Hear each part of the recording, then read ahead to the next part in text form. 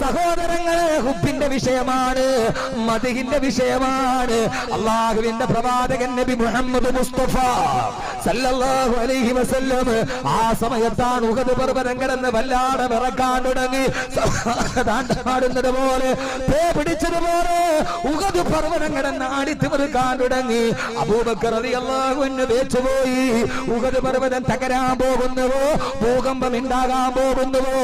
ആ സമയത്താണ് തള്ളിക്കളിക്കുന്ന ഉഹദ് പർവ്വതത്തിന്റെ മുകളിലേക്ക് തന്റെ റിസാലത്തിന്റെ കാലെടുത്തിട്ട് ചവിട്ടിയിട്ട് അല്ലാഹുവിന്റെ റസൂൽ ചോദിച്ചത്, ഉഹദേ അടങ്ങുക, ഉഹദേ അടങ്ങുക, ഉഹദേ അടങ്ങുക. നിന്റെ മുകളിൽ നിൽക്കുന്നതാരെന്നറിയോ? വമഅക നബിയ്യുൻ വസിദ്ദീഖുൻ വശഹീദാനി.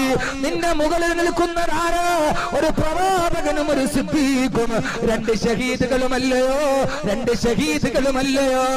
ഈ സാലിഹീങ്ങളായ മഹാന്മാരുടെ പാദപതന സ്പർശനമേറ്റിട്ട് എന്തോ ഉഹദേ മിണ്ടാതെ നിൽക്കാത്തതെന്ന് തന്റെ റിസാലത്തിന്റെ കാലുകൊണ്ട് ഏത് പ്രവാചകൻ? മുഹമ്മദുൻ ഖൈറുമൻ യംശി അലാ ഖദമി. ഈ ഭൂമിയിൽ ചവിട്ടിയ കാലുകളിൽ ഏറ്റവും പവിത്രമായ കാല് കൊണ്ടടിച്ചപ്പോ ഉഹദ് പർവ്വതം അനുസരണയുള്ള ആട്ടിൻകുട്ടിയെ പോലെ നിലനിന്ന സഹോദരങ്ങള്, അല്ലാഹുവിന്റെ റസൂലിന്റെ കാല് ചവിട്ടിയപ്പോ, അബൂബക്കർ റളിയല്ലാഹു അൻഹുവിന്റെ കാല് ചവിട്ടിയപ്പോ, അല്ലാഹുവിന്റെ ദീനിന്റെ മാർഗത്തിൽ ഷഹീദായ ഉമർ റളിയല്ലാഹു അൻഹുവിന്റെ, ഉസ്മാൻ റളിയല്ലാഹു അൻഹു നിന്നപ്പോഴാണ് ഉഹദ് പർവ്വതം തുള്ളിത്തലിക്കാതെ നിന്നുപോയത്. എന്റെ പ്രിയപ്പെട്ട ചെറുപ്പക്കാരി, സാലിഹീങ്ങൾ ഉള്ളത് കൊണ്ടാണ്, അല്ലാഹ് കിട്ടപ്പെട്ടവരുള്ളത് കൊണ്ടാണ് ഈ പ്രപഞ്ചത്തെ അല്ലാഹു ഇങ്ങനെ നിലനിർത്തിയിരിക്കുന്നത്. لله ركعوا وصبية من اليتامى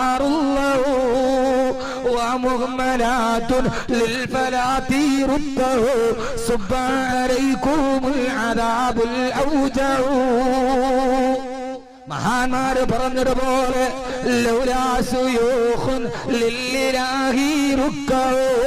അല്ലാഹുവിനെ ഇബാദത്ത് ചെയ്യുന്ന, അല്ലാഹുവിനെ തസ്ബീഹ് ചെയ്യുന്ന എത്രയോ വൃദ്ധന്മാർ ഈ ലോകത്തില്ലായിരുന്നെങ്കിൽ, എത്രയോ സാലിഹീങ്ങളായ വൃദ്ധന്മാര്, ആ വൃദ്ധന്മാർ ഈ ലോകത്തില്ലായിരുന്നുവെങ്കിൽ, സഹോദരങ്ങളെ, സഹോദരിമാരെ, നമ്മുടെ വീട്ടിലൊരു വൃദ്ധനുണ്ടെങ്കിൽ ആ വൃദ്ധനെങ്ങാനും മരിച്ചുപോ ആശ്വാസം